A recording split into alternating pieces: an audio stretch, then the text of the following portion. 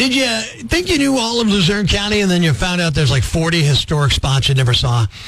Good morning. It's Prospector Show on Rock 107. And Kate, Luzerne County just launched their big history trail. It's 40-plus historic sites, 250 years of American history, Revolutionary War, Industrial Revolution, the whole 9 yards. Yep. You walk the trail, you learn stuff, you earn points, and you get prizes. Which means no matter what century you start in, you still end up in a gift shop. That's just history, bud. Doesn't matter if it's 1776 or 1976. You fight the British, you mind the coal, you survive the Depression, you live through Agnes. At the end, somebody's like, hey, cool, you want to buy a mug? A logo mug. That's important distinction. A local mug, yeah. Because nothing honors your ancestors like drinking coffee out of a cup that reads, I visited here on a Tuesday. I love that the whole thing is like, take a journey through time. And then it's like, enter your email address here. Because this is what it's all about, right?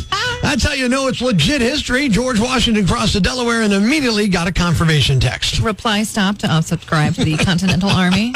You walk through 250 years of blood, sweat, and sacrifice, and at the end, your reward, you can buy a tote bag.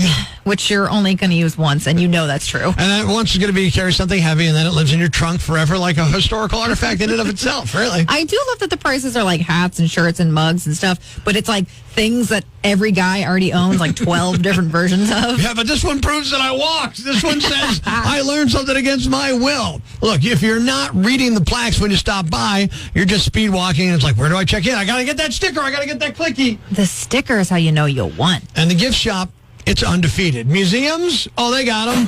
Zoos, yep. Aquariums, historic battlegrounds. Sure, nothing escapes the gift shop. Do you think somewhere out there's like a caveman gift shop? Absolutely. Here's where fire was invented. Exit through the pelts, which you can buy on your way out. I mean, the pyramids have ones, right? They do, yeah. Of course they do. I mean, you start at 4,000 euro, you're looking there. It's one of the wonders of the world. And there's a magnet made in China. That's what this trail really teaches you, Kate.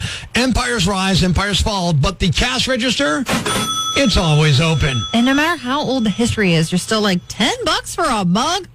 You know, you'll spend it, though, if you walk too much empty-handed. You don't want to walk out of there going, I did this whole thing for a whole day. I get nothing to show for it. I'm buying the mug. Let me get that magnet. Oh, I need a keychain. That's how they really get you, though. So enjoy Luzerne County's history trail. I think it'll be awesome. 250 years of struggle, triumph, and progress. All leading to the same final destination.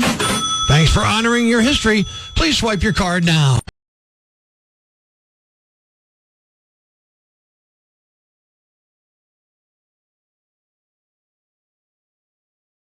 You ever notice how one small animal controls your entire winter mood? Good morning, it's Prospector Show on Rock 107. Yes, once a year.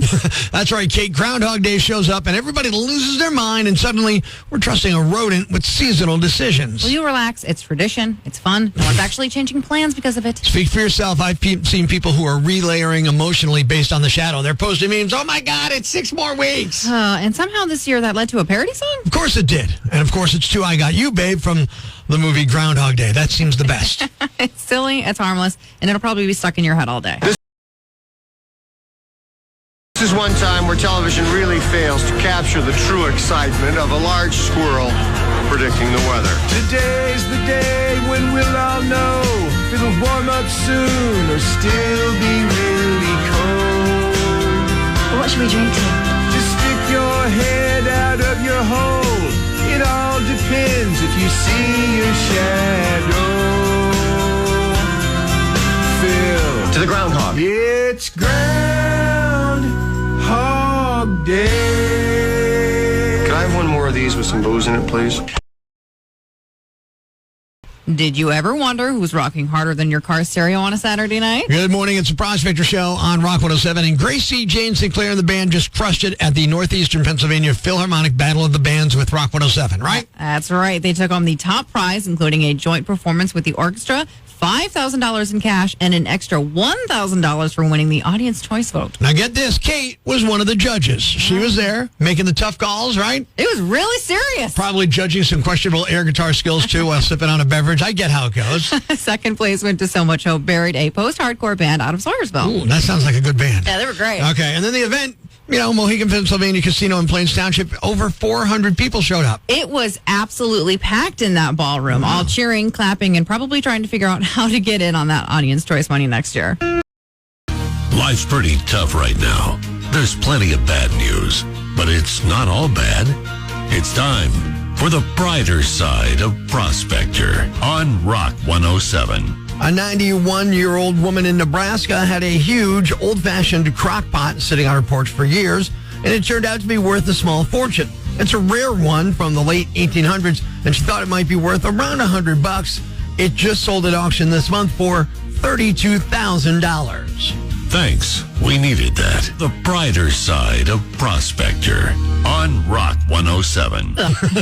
If you missed the Grammys last night, well, you're not unlike most people. Good morning, it's Prospector Show on Rock 107. And Kate, there were some interesting moments on the Grammys last night. Cher got confused. They brought her out near the end of the show to give her a Lifetime Achievement Grammy and to have her introduce the nominee for Record of the Year. Right, but after she gave a speech about perseverance and being on both the top and the bottom of her career, she started to walk off the stage, and host Trevor Noah actually had to call her back to announce the nominees.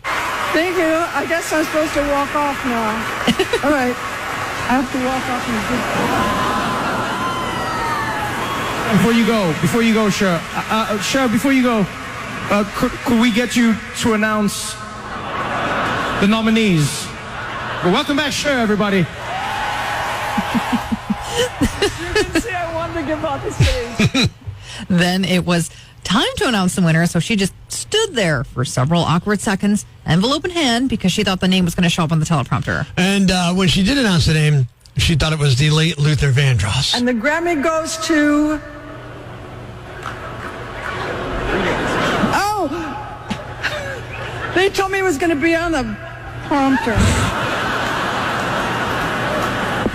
Oh, the Grammy goes to Luther Vandross!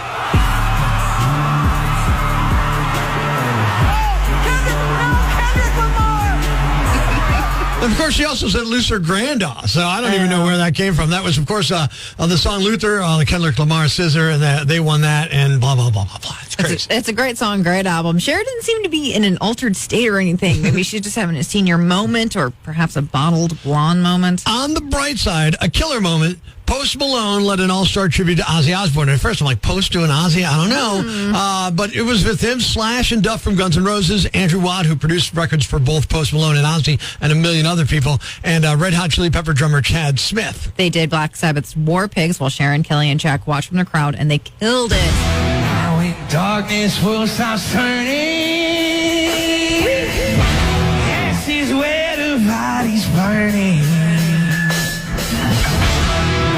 War pigs have the power. Hand of God has struck the hour. Day of judgment, God is calling. On the knees, the war pigs crawling. Begging mercy for the sin. Satan laughing spreads his wings.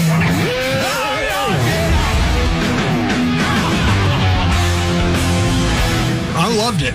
Yeah, the Osbourne family was obviously in tears during the performance. And see that? In less than 3 minutes, we caught you up and saved you 3 or 4 hours of boring crap. Even though it's not on eBay and he never said there was an auction. It's another Prospector prank call on Rock 107. Hello? Yeah, hi. I'm calling about the Facebook ad for the quad. Yes. I still have it. Okay. And who am I speaking to? This is Ralph. Ralph, great. My name's Rick. Hey, Rick. Hey, all right, here's my question. It runs like 100%, right? Yes, it's in great shape. Okay, and in your ad it says it has to be sold by Friday, so that's your deadline? Yes. Okay, I couldn't find any place on the ad where I could place my bid, so that's why I'm calling. I just want to leave my bid with you. Would that be all right? I want to bid $150. Well, I'm not sure. Is that your offer, $150? I mean, if nobody's bid yet, I want to start at $150. This thing's well worth more than $150. And again, there's no way I'm selling this. Right, I get that, but that's where I'm putting my bid. I want to start my bid. That's why I want to start my bid at $150. What bid? There's no such thing as a bid. I've never even heard of a bid. Are you not selling this on Facebook Marketplace? I am selling it. Okay, well then I'm bidding $150. That's my starting bid. My opener is $150. No, $750 is a great deal. Sure, $750 might be a great deal, but it doesn't make any sense. Why would I bid full price? I don't know what you're talking about. Bid. This isn't an auction. Well, look, it says you have until Friday to ballot. You got to sell it by Friday. Am I right? Yes. All right, and nobody else has placed a bid, so I want to put one in at $150. I never put on my advertisement 150 or starting bid. I know you put full price, but nobody starts at full price. You don't start at full price. You tell what you'd like to get, and then we start to work our way up based on who wants to pay the most for it. I've sold many things on Apple. This is the first time I've ever actually had somebody bid. Are you kidding me? No, I'm not kidding you. I'm telling you. Look, no. So you're saying no to 150. 150's out even though I'm the first one. This is not an option. I think what you're thinking about is eBay or OfferUp or whatever. Listen, all the same. These sites are all the same. No, they're not all the same. They're not all the same. What's the difference? The difference is that there is no section or I've never indicated on my advertisement that to bid on this vehicle. Oh, okay. I don't know where you're coming from. Okay, what does it say for the price on your ad? $750 firm. Right. So what do you mean by that? What it means is that $750 is my best offer. I'm not going to go anywhere lower than that. I just want to know. I want to know if you're going to take 150 or what's your lowest price, okay? No, I'm not taking 150. Okay, well, what's the lowest price? I should be... 750. That's my lowest price. My best offer, yes. So 750 is the opening price? Yeah, at this point, I really don't even want to entertain you. Oh, look, it's not entertaining. In fact, it's frustrating, to be honest. I'm just trying to buy a quad. I got a trip coming up. Well, I'm sorry. You're not going to get this. Really? Is that so? We're done then? No. What's it going to take? What's the price? Let's be real here. Let's just talk real. I'm not going to offer it to you at all. Really? I don't even want to accept okay. So no amount of money. Like you wouldn't take $10 million for it. I didn't say that. I'm just saying that. Right. So there's a price, right? There's a price. There. What is it, my friend? The price is definitely not 150. Okay. So what is it? Let's go up. Now we're doing it. What is your name is Rick? Yeah, Rick. Where are you from? I'm from Prossyville. Do you know where Prossyville? Have you heard of that? No, I've not. Okay, it's a place where you make prank phone calls on people and then put them on Rock 107. Ralphie. Wow.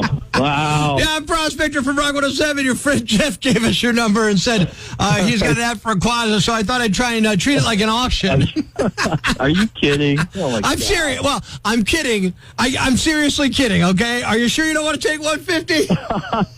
I'm definitely sure. Get up and check that hog out there. Yes. Come here, groundhog. Kate, today in a number of small towns all over North America, communities will look to their bizarrely named groundhogs to predict how much longer winter is going to be sticking around. It's just a silly tradition that no one's taking seriously, except you, apparently. I think there's other people who take it seriously. Yesterday on social media, I said, let me know if I should embrace the groundhog or attack the groundhog, and slightly favoring 55 to 45% is in favor of attacking, so let's have at it. Okay. The sad truth is a bunch of drunken folks, typically old white men wearing ridiculous clothing, scare the crap out of a poor rodent in a badly staged attempt to keep the tourist dollars flowing to an otherwise forgettable corner of the world. You're being weirdly intense about a hamster with a PR. Punxsutawney, sure, it's a nice little town, but if it were not for Phil, the groundhog, nobody outside of Jefferson County, Pennsylvania would know anything about it other than it has a weird name with an X in it. Okay, well, here's something. People like having winter fun, Prospector.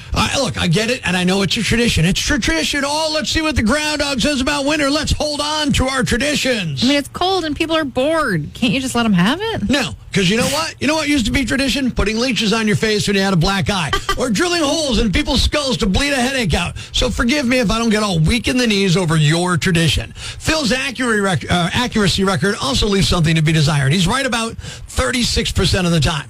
Now, in baseball, that'll make you a Hall of Famer. In weather, even silly boy Snedeker's better than that. He's not replacing science, though. He's just replacing one boring, cold morning. You know what I want to do? I want to put Joe Snedeker in a hole. Yeah, that's not a bad idea. We'll put Snedeker in a hole, yank him out, and see if he sees his shadow. It's a heck of a party, though. Yeah, it's a heck of a party. You got to go to Punxsutawney. It's a party, Prospector. Look. Do you need another reason to blow off work and get hammered? I mean, that's what we're sorely missing in America, right? Outside of the movie, I hate everything about Groundhog's Day. There, I said it. I hate the pomp and circumstance. I hate the whole gobbler's knob. To me, that sounds like something from a porn movie, period. All right, but he's cute. The groundhog's cute. You're yelling at a mascot. I hate the whole prognosticator of prognosticators. The idea that something I want to kill 364 days a year suddenly becomes the most important thing in the world for one day, I don't like it. February 2nd, Punxsutawney Phil, all the other rodent weatherman could go pound sand. I don't need a glorified rant yacked out of a hole to show me his shadow or go, I see, here's when winter's going to end. I got a calendar. and something called science. All right, well, next thing you know, you're going to be yelling at the Easter Bunny. I got plenty to say about Peter Cottontail. As decided by you at rock107.com. We uncover the most baffling, ridiculous, pathetic, cockeyed, laughable, preposterous blunders in the world of misdeeds. Nominee number 1. If your Roomba is listening, cover its ears or something. A 51-year-old guy in Florida got arrested after he walked outside in a residential neighborhood and got it on with a vacuum cleaner. His name is Kevin Westerhold, and it happened in a gated community in Kissimmee, Florida called Windsor Hills Resort. He and his wife own condos there and rent them out on Airbnb. It's near Disney World. Cops got multiple 911 calls about a guy exposing himself. It's not clear if he was outside of his own place or a neighbor's. He was gone by the time police got there. A witness said Kevin was half naked. And yeah, they got some footage of that. Cops haven't released the video yet, thank God. It turned out multiple neighbors reported a naked man back in December, and there's footage of that too. No word on whether any appliances were involved. Cops got a warrant and arrested him. He's facing one charge for exposure of sexual organs. Nominee number 2. You can pay strippers with cash if you want to avoid a paper trail, but make sure it's legit cash if you want to avoid a rap sheet. A 32-year-old man from Florida named Alexander Baker Depew was feeling romantic, so he decided to buy a bouquet of flowers and some chocolates for a dancer at a strip club. The flowers and chocolates cost around $288, and he paid for them with counterfeit funny money. The bills had the word replica printed on them and a note that read they were not legal tender and were only to be used for motion pictures. Then Alexander went to the strip club and paid a bar tab with the same movie money. Both the bartender and florist realized the money was fake and called the authorities. Police showed up at the club and arrested Alexander. They searched him and found $400 more in counterfeit bills, cocaine, and meth. He's facing multiple felonies for the fake money and drugs. And the winner is the guy who loved up a vacuum in the middle of a residential neighborhood. You're the Yam Bag of the Day, and we'll move on to Friday's Yam Bag of the Week competition. Keep it here for all the nominees for Prospector's Yam Bag of the Day, weekday mornings on Rock 107. Never miss Prospector's Prime Cuts.